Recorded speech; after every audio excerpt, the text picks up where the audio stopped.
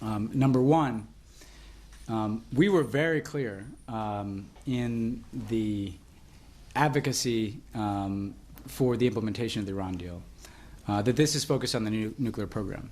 And I think we were very straightforward that we fully expected that Iran would continue to engage in other activities that we found deeply troubling, like its ballistic missile program, its support for terrorism, destabilizing activities in the region, human rights violations. And frankly, the case we made is it's all the more imperative to have a nuclear agreement with a country like that, because you would not want a country that has a ballistic missile program and destabilizes its region to have access to a nuclear weapon.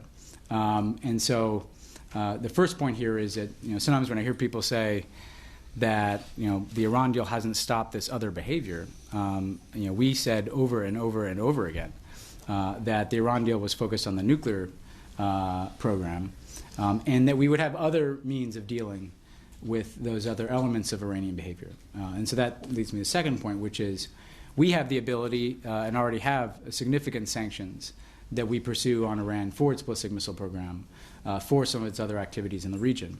And we've even, since the implementation of the nuclear deal, designated additional individuals and entities under those sanctions.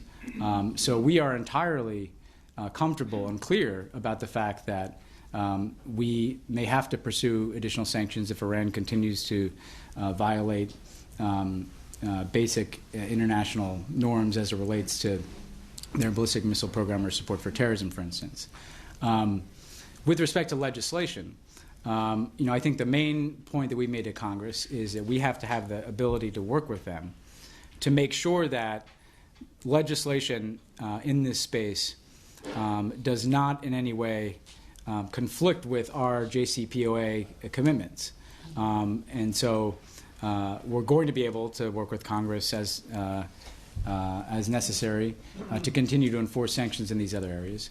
The question is, if people are designing new legislation, does it interfere with the commitments that we have to fulfill the JCPOA? Now, one thing I'd say here is one of the warnings during the debate was that they were going to get $150 billion.